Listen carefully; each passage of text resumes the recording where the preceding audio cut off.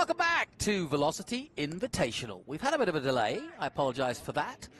But oil down. Remember, this is historic racing, so you never know what's going to happen. But it's been a beautiful day so far. Just day one of 2 days of great action here. And we are hoping that perhaps the end of the DirtFish rally exhibition might be on track. So I've once again got Farouk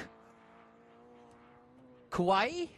Have I got it right this time? Yeah. Hey, Farouk Kouai to join me, who's a drifting man at heart, but is enjoying this weekend of drifting and rally. So here is a bit of drifting for you. Take it away, Farouk. Ryan Turk coming down the carousel here, turn 6 at Sonoma Raceway, and you know this truck we were talking about earlier today is incredible. It's a Toyota Stout, right? Gen 2 Toyota Stout.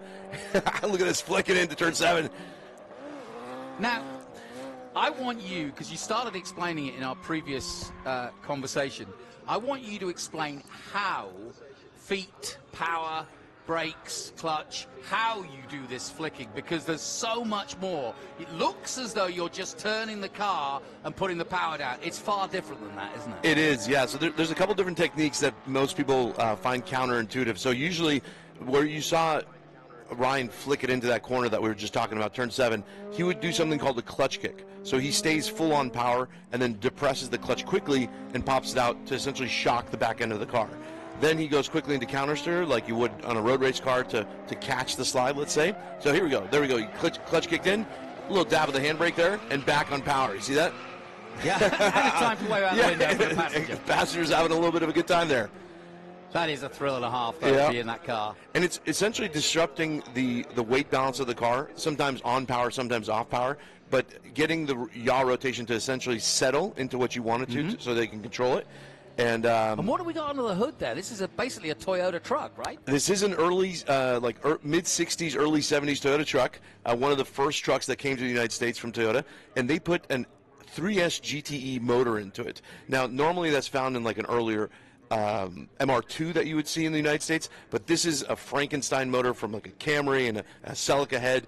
That is a Frankenstein, yeah. Right? And Turk is amazing because he's not only just a driver, but they do some phenomenal builds, right, with his team.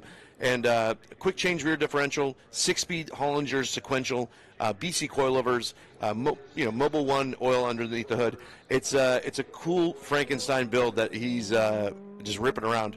And the juxtaposition between Group B rally and that kind of truck or a high-level drift car is quite interesting because a lot of people refer to this kind of era of drifting as the Group B of drifting because there's no – oh, here we go.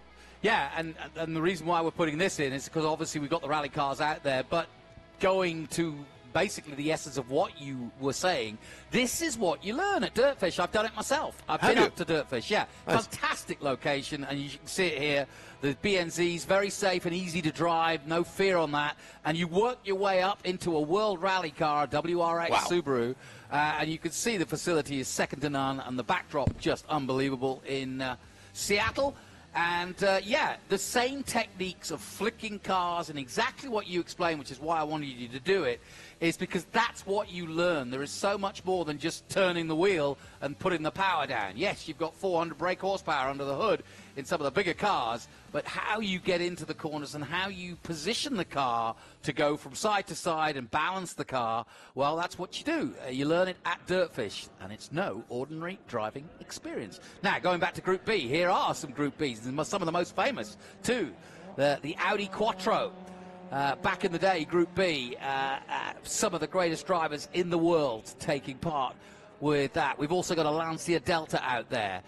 We've had some storied drivers going out there. Evidently, Roman Grosjean was trying to catch a ride in one of the rally cars. Michelle Abate, who's a Trans Am driver currently, she was trying out a rally car for the first time. But Farouk, pretty special. And as you were saying, there's a lot of parallels between the drifting and what these guys in the rally do.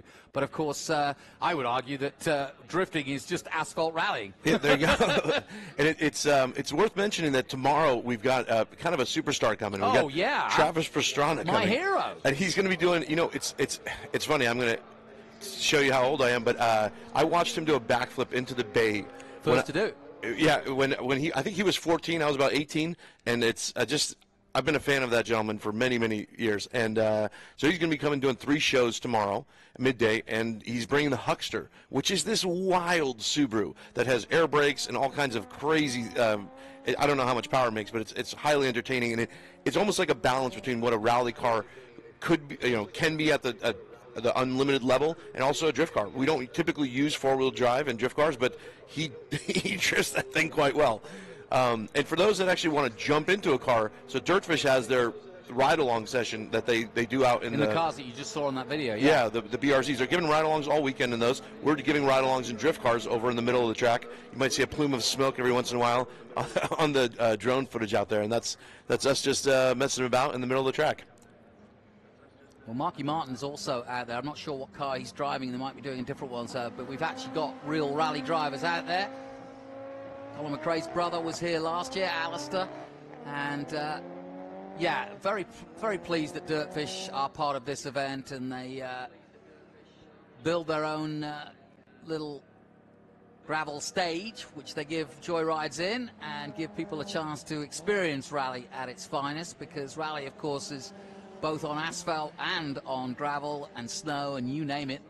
And now, bit by bit, rally's hard to cover on TV, for one. That's one of its knockbacks, because it's covered over, or World Rally anyway, is covered over many long distance stages of some 40, 50 miles sometimes. And so, it's hard to cover and expensive to cover. Rallycross, the more modern, well, it's been going since the 60s as Rallycross, but the latest iteration of Rallycross, which Scott Speed, Travis Pastrana and many others have been part of, now with the Nitro series as well with Travis, has really made it popular and accessible to an audience. And people getting together in stadiums and literally car parks in many places to see this and see the skills involved. And then when you race in Rallycross, you also race. You don't just do one car. Here's your flick. Yeah.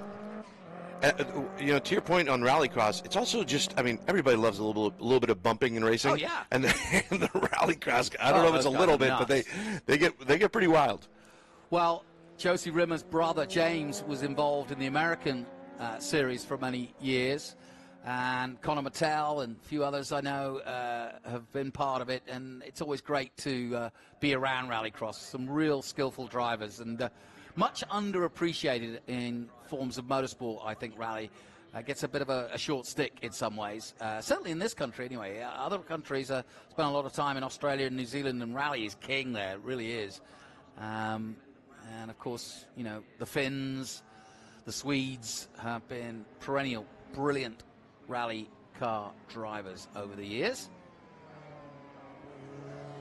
And we've also got the Women's Motorsports Summit taking place, and another rally driver, Michelle Mouton, who was one of the queens of Group B, as we go back to the drifting. Overcooked it a little bit. Yes, but today, when do you lose that point of no return? And how do you get out of it? Yeah, how do you get out of it? So that most of the time, we're talking with another gentleman next to me, Kerry here, and we widen the front scrub radius on the front axle quite a bit, right? So that gives you a lot more steering angle.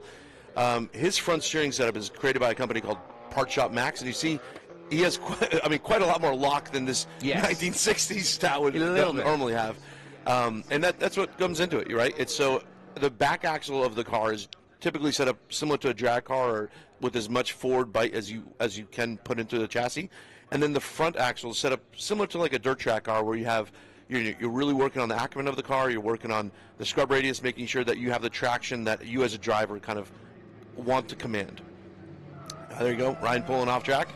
The interesting thing about drifting too is that we're not going that quickly around the racetrack, so that we're actually looking at the crowd too to see their reaction. Yeah. It's a bit of a showman's sport, right? Sure. So if you guys see a drifter out there on course, please give them a cheer as you see them on course, because they will turn it up. Yeah, and they will give you a wave. Yeah. But it's an amazing skill. And so much of it also is using the power. I think when you learn rally, I think and I think this is true of all motorsport, and you ask someone like Carl Larson, if you start on the dirt, and you get used to using your engine, or at least your power, as a steering complement, yep.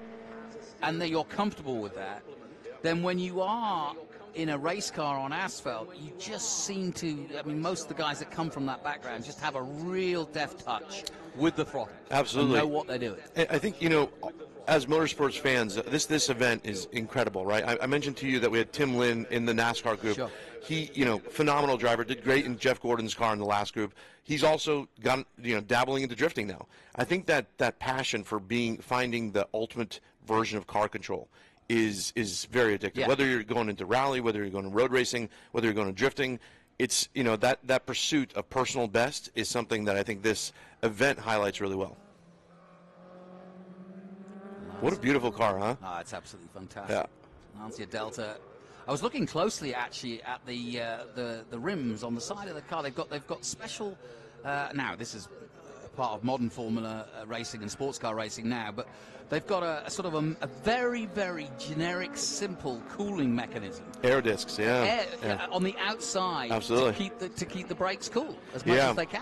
Expelling air, it's meant to kind of go from the inside to the outside and essentially get all that air from inside the rim out. Yeah, it's a cool setup. Oh, yeah. My brother-in-law just bought a very simple version of this Peugeot in France, and he was ogling it earlier. This thing is absolutely incredible to see out here. This 405, right? Yeah. I think he bought a 205, but this thing is just incredible. Yeah, Peugeot, they certainly made their name. And that's been the history of rally, is that different marques, different manufacturers have risen to the top, whether it be Ford, whether it be Subaru. MG even had some time at the front, and certainly Mini did. Paddy Hopkirk stole a march back in the 60s on many an established rally team by bringing the Mini and showing what it could do, right. And nobody could believe it. But it was a great little mini car, the Mini Cooper.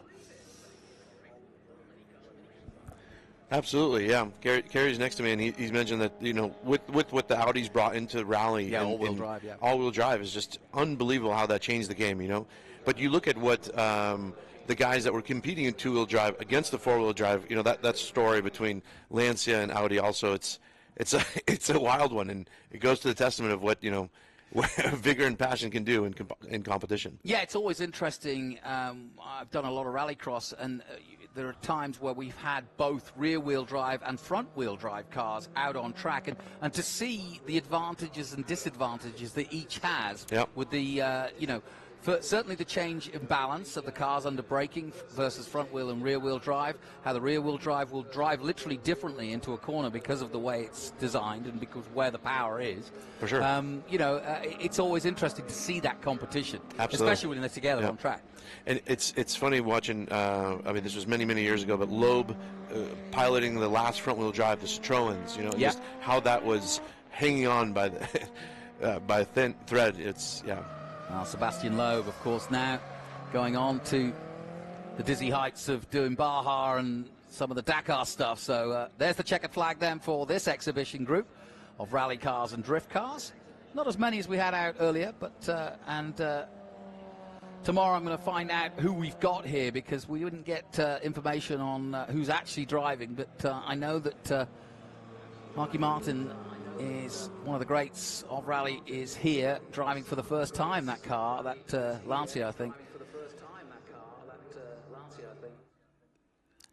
And the checkered flag is out then, and we've had a few delays here at Velocity Invitational, but Farouk, thanks for coming in. Appreciate it, and appreciate your time. Yeah. Again, Travis Pastrana in action tomorrow. What's he driving again? He's driving the Huckster, which is this station wagon Subaru from the 80s that has very little to do with that car. But it, you know, I don't. It makes hundreds and hundreds of horsepower more than what it did from the factory. Has air brakes. It's just phenomenal to watch. But yeah, Jonathan, also you have an invitation for me. If you have a moment off the mic, come join us in a drift car. Let me give you a ride. I'd like that. Yeah, let's. I'm always up for that. Yeah, let's Definitely. see if we can get you to squeal. But thank you very much for having me on the mic. Not at all. Not at all. It's been a pleasure. And don't forget, Scott Speed, talking of superstars, will also be doing the Project Midnight Subaru. So we've got some incredible. pretty cool cars out there throughout the weekend, and that just adds to what is a absolutely smorgasbord of great historic cars here gathered by Jeffrey O'Neill and Ryan Turry. Brilliant job that he and his team have been preparing all year for. And yeah, it's alive and kicking. Somebody said that when the electric car would arrive, combustion engines would just die. Well, we're still racing horses, so there you go. Right? That's a great way to put it, yep.